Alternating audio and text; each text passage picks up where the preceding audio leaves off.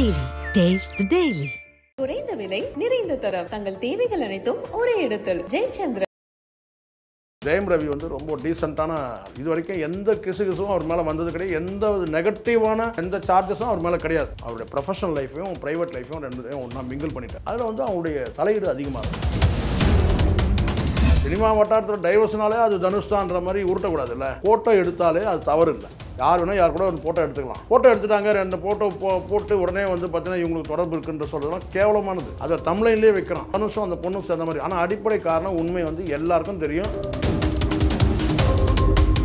விவாகரத்துக்கு காரணமே மாமியார் தான் அப்படின்னு சொல்லப்படுது. மாமியார் கொடுமைன்னு ஒன்று சொல்லுவாங்க இல்லையா, மாமியாருக்கும் மருமகளுக்கும் ஆகாது. இங்கே ஒரு மருமகன் மாமியாரால் மிகவும் குடும்பப்படுத்தப்பட்டிருக்கிறாரு அப்படின்றது தான் தகவல். கணவன் மனைவி பிரியும் போது அங்கே நடு ரோட்டில் நிற்கிறது யாருன்னு கேட்டிங்கன்னா பிள்ளைகள் தான். நீ சொல்லலாம் என்னன்னா, நான் பணம் நிறைய கோடியாக பணம் இருக்குது, அந்த பிள்ளைகளுக்கு எதிர்காலம் ஒன்றும் பிரச்சனையே இல்லை. நீங்கள் என்ன தான் சொன்னாலும் வழிகள் தொடர்ச்சியாக அவங்க அனுபவிச்சுட்டே வருவாங்க. இப்போவே அந்த பிள்ளைகள் முகத்தில் தெரியும். இன்னொருத்தருக்காக நான் என்னுடைய வாழ்க்கையை தியாகம் பண்ணுறேன்னு சொல்கிறவர் அவருடைய பிள்ளைகளை பற்றி ஒரு லைன் கூட சொல்லவே இல்லை.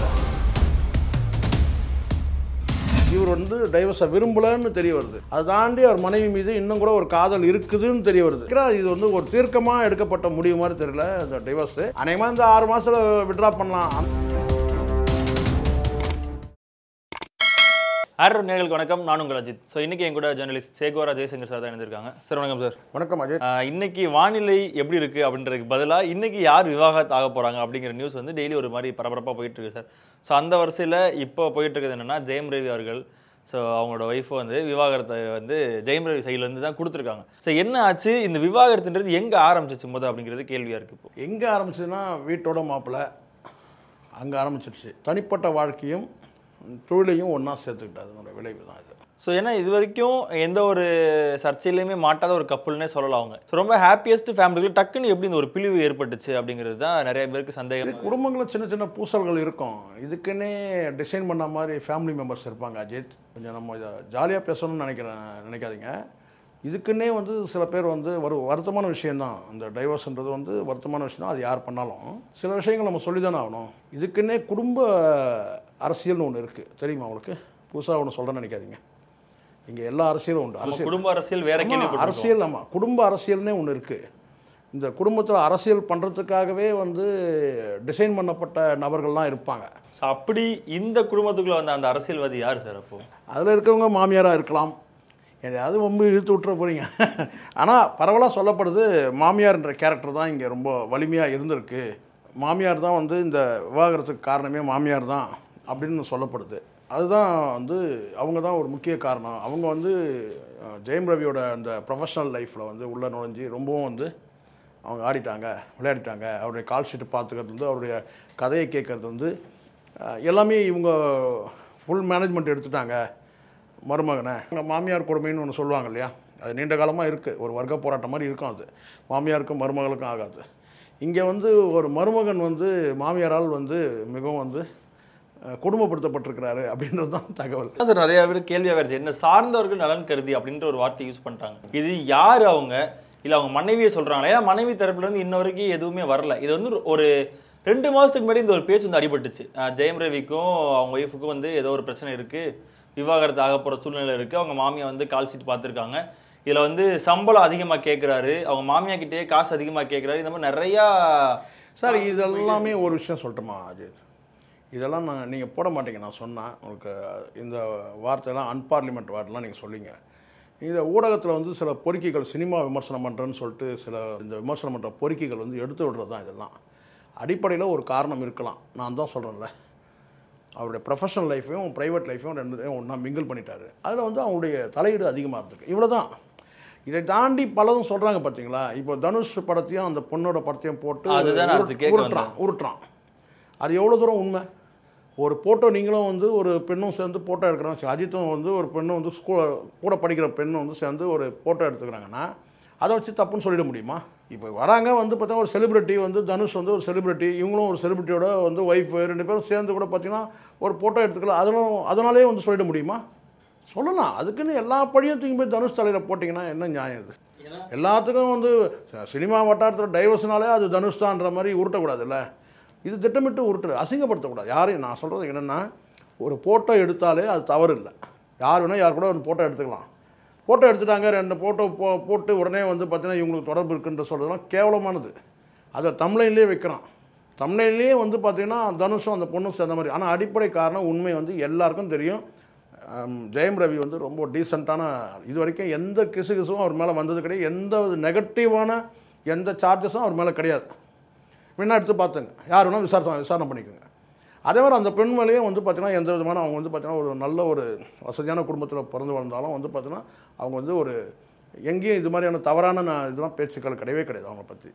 இங்கே கணவன் மனைவி பிரியறதுல வந்து இது போன்ற காரணங்கள் தான் நான் சொல்லக்கூடிய காரணங்கள்னால் தொழில் ரீதியான வந்து பிரச்சனைகள். ஏன்னா சமீபத்தில் நிறைய படங்கள் வந்துச்சு. அதில் வந்து ஒரு சில படங்கள் ஓடல, திருப்பி அவங்க மாமியார் தான் எடுத்து பண்ணுற மாதிரி. இதெல்லாம் அதுதான் நான் என்ன சொல்கிறேன்னா, இது எதனால் ஓடலன்னு தான் அவர் ஆய்வு செஞ்சுருக்கிறாரு. ஜெயம் ரவி தரப்பில் அவர் வந்து சொல்லக்கூடிய இருக்குன்னா, படங்கள் தொடர்ந்து தோல்வி அடைகிறதுக்கு காரணம் என்ன? பொன்னியின் செல்வன் வந்து போச்சுன்னு சொன்னால், பொன்னியின் செல்வன் ஒரு காம்போ பேக் உங்களுக்கு தெரியும். ஸோ அதுக்கப்புறம் வந்து வரக்கூடிய படங்கள் எல்லாமே ஏன் தோல்வின்றதை அவர் வந்து ஒரு ஆய்வு செய்கிறாரு. ஸோ இந்தந்த காரணங்கள் தான் வந்து அவரை சுதந்திரமாக விடலைன்ற மாதிரி அவர் ஃபீல் பண்ணுறாரு. எல்லாத்துலேயும் இவங்களுடைய தலையீடு இருக்குதுன்னு வந்து பார்த்தீங்கன்னா ஒரு கட்டத்தில் வந்து அவர் வந்து அவருடைய கால் ஷீட்டை வந்து பார்த்தீங்கன்னா வந்து மாற்றி கொடுக்குறாரு. அப்போ வந்து அங்கே குடும்பத்தில் சர்ச்சையாகுது. ஆக தொழில் தான் அங்கே முக்கியமாகணும். அவருடைய பிஸ்னஸில் இவங்க வந்து உள்ள நுழைஞ்சி அவருடைய தொழிலை வந்து கெடுக்கிறாங்க. அப்போ வந்து அவர் ஒரு முடிவு எடுக்கிறார். அந்த முடிவில் வந்து பார்த்தீங்கன்னா இவங்களுக்கு ஒரு கருத்து வேற்றுமை இருக்குது. அம்மா பக்கம் நிற்கிறாங்க. திருமணம் ஆகிட்டாலே நான் சொல்கிறேங்க, ஒரு ஸ்டெப்பு வந்து மாமனார் மாமியார் இவங்கெல்லாம் ஒரு ஸ்டெப்பு தூரமாக இருக்கணும். கணவன் மனைவிக்குள்ளே இருக்கிற அந்த உறவை கெடுக்கிற மாதிரி இருக்கக்கூடாது. இங்கே பெரும்பாலான கணவன் மனைவிகள் பிரியறதுக்கு காரணமே 2 பேருடைய அப்பா அம்மா தான் காரணம். அப்படி தான் நான் நினைக்கிறேன். ஒரு பக்குவப்பட்ட என்ன சொன்னால் ஒரு மனிதர்களாக அவங்க நடந்துக்கிறது இல்லை. அந்த உறவு முறையை வந்து கணவன் மனைவி உறவு முறைக்குள்ள உறவுக்குள்ளே நீங்கள் எல்லாத்தையும் நீங்கள் உள்ளே நுழைஞ்சிங்கன்னு வச்சுக்கோங்களேன், அது வந்து செப்பரேஷனில் தான் போய் முடியும். அப்படி தான் இது நடந்திருக்கு. ஏன்னா இவரும் தப்பு பண்ணியிருக்காரு. இவரும் என்ன தப்பு பண்ணியிருக்காருன்னா, இவர் வந்து ஒரு வீட்டோட மாப்பிள்ளையாக அவங்க குடும்பத்தோடு இவர் ஐக்கியமாயிருக்கார். அதுதான் இவர் செய்த மிகப்பெரிய தவறு. அவங்க குடும்பத்தோடு ஐக்கியமாயிருக்கார். அப்போ அங்கே வந்து பலவீனமாக ஒரு கட்டத்துக்கு மேலே இவங்க பெரிய செல்வந்தர் குடும்பன்றதுனால அங்கே ஸ்டேட்டஸ் வந்து திருமணம் ஆகிற வரைக்கும் இருக்காது. அதெல்லாம் பார்க்க மாட்டாங்க. திருமணம்லாம் முடிஞ்ச பிறகு ஒரு 10 வருஷம் 15 வருஷம் கழிச்சு அந்த ஏற்றத்தாழ்வு பார்க்குற சூழ்நிலை வந்து கொண்டு வந்துடுவாங்க. அதனால தான் நான் சொல்ல கேட்டேன், திருமணம் முடிஞ்சிடுச்சுன்னா அவங்களை தனியாக வந்து அவங்கள சிந்திக்க விடணும். நீங்கள் தனியாக வந்து கொண்டு போய் வச்சிடணும்னு கிடையாது, அவங்க தனிமையாக விடணுன்ற. 2 தரப்புலையும் வந்து நீங்கள் எல்லாத்துலேயும் உள்ளே நுழைஞ்சிட்டே இருக்கக்கூடாது. இப்போ நீங்கள் தொழில் ரீதியாக அவரை கண்ட்ரோல் பண்ணும்போது அப்போ எல்லா முடிவும் யார் எடுக்கிற மாதிரி ஆகிடும். என்ஜினில் வரக்கூடிய அந்த சிட்டியை மாதிரி நீங்கள் வந்து ஆப்ரேட் பண்ணாங்க, மாமியார் உட்காந்துட்டு ஆப்ரேட் பண்ணால் எப்படி இருக்கும்? இவர் அதை அக்செப்ட் பண்ணிட்டு தானே சார். அதுதான் அவர் செய்த மிகப்பெரிய குற்றம். அதுதான் இன்றைக்கி வந்து ஒரு கணவன் மனைவி பிரிவுக்கு காரணமே வந்து அதுதான். பெரிய விருப்பம் இருக்கிற மாதிரி தெரியல. இந்த டிவோர்ஸில் கூட பார்த்தீங்கன்னா பெரிய விருப்பம் இருக்கிற மாதிரி தெரியுதா? ஏன் ஆசை, அதாவது நாங்கள் 2 பேரும் எல்லாருமே வந்து டிவோர்ஸ் பண்ணும்போது என்ன சொல்லுவாங்கன்னா, நாங்கள் 2 பேரும் மியூச்சுவலாக பேசி பிரிந்துட்டோம் அப்படின்ற ஒரு வார்த்தைக்கு எல்லாருமே போட்டுருவாங்க. அதாண்டி நண்பர்களாக இருப்போம் அந்த மாதிரி போட்டாங்க. ஆனால் இவர் வந்து அவங்கள வந்து நல்லா இருக்கணும், அவங்களோட பிரைவசிக்காக அப்படின்னு அடுத்தவங்களுக்காக மட்டுமே டிவோர்ஸ். அந்த இடத்துல வந்து இவர் வந்து டைவர்ஸை விரும்பலன்னு தெரிய வருது. அதை தாண்டி அவர் மனைவி மீது இன்னும் கூட ஒரு காதல் இருக்குதுன்னு தெரிய வருது. தெரியுதா? அதை ஒரு தடவைக்கு 2 தடவை படிங்க, 3 தடவை படிங்க. ஏன்னா இதுக்கு முன்னாடி தனுஷ் அவர்கள் போட்டிருக்காங்க, ஜிவி பிரகாஷ்லாம் போட்டு அவங்கெல்லாம் வந்து பார்த்தீங்கன்னா ஆல்ரெடி பிளான் திட்டமிட்டது என்னன்னு கேட்டால், இது வேண்டாம், நீங்கள் போய்க்க, நீ எப்படியே இருந்துக்க, என்னுடைய வாழ்க்கை நான் வாழ போகிறேன் அப்படின்னு ஒரு முடிவு இருக்கும், தீர்க்கமான ஒரு முடிவு இருக்கும். ஆனால் இதில் வந்து ஒரு ஊசலாட்டம் தெரியுது. அந்த கடிதத்திலேயே வந்து ஒரு ஊசலாட்டம் தெரியுது.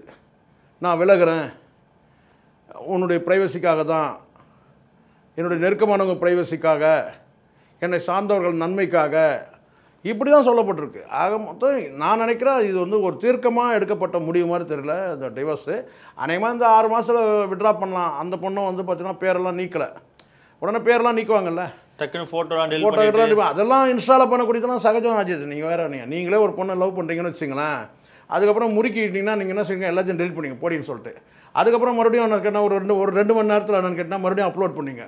இந்த செல்ஃபோனில் வந்து இந்த டெலிட் பண்ணுறது அப்லோட் பண்ணுறதுலாம் ஒரு பெரிய மேட்டரில் ஒரே ஒரு பட்டன் தான் சார். ஆனால் இது ஜெயம் ரவின்ற தாண்டி சார் ஜென்ரலாகவே இந்த சினிமா பிரபலங்கள் எல்லாருமே டிவோர்ஸ் பண்ணும்போது ஏன் அவங்க பசங்களை பற்றின ஒரு இதுவுமே யோசிக்கவே மாட்டாங்க. அது நான் பரவலாக இதை சொல்லிட்டே தான் வரேன். நான் தான் அந்த இந்த சப்ஜெக்டே நான் தான் ஆரம்பித்தேன். என்னென்னா, இந்த டிவோர்ஸ் பண்ணுறவங்க அத்தனை பேர், அதுவும் குறிப்பாக நடிகர் நடிகைகள் வந்து ஏதோ பெரிய ஒரு ஃபண்டை தூக்கி வந்து டெபாசிட் பண்ணிவிட்டு ஒரு போர்டிங் ஸ்கூலில் கொண்டு போய் விட்டால் அவங்க வளர்த்துருவாங்க அப்படின்னு நினைக்கிறாங்க.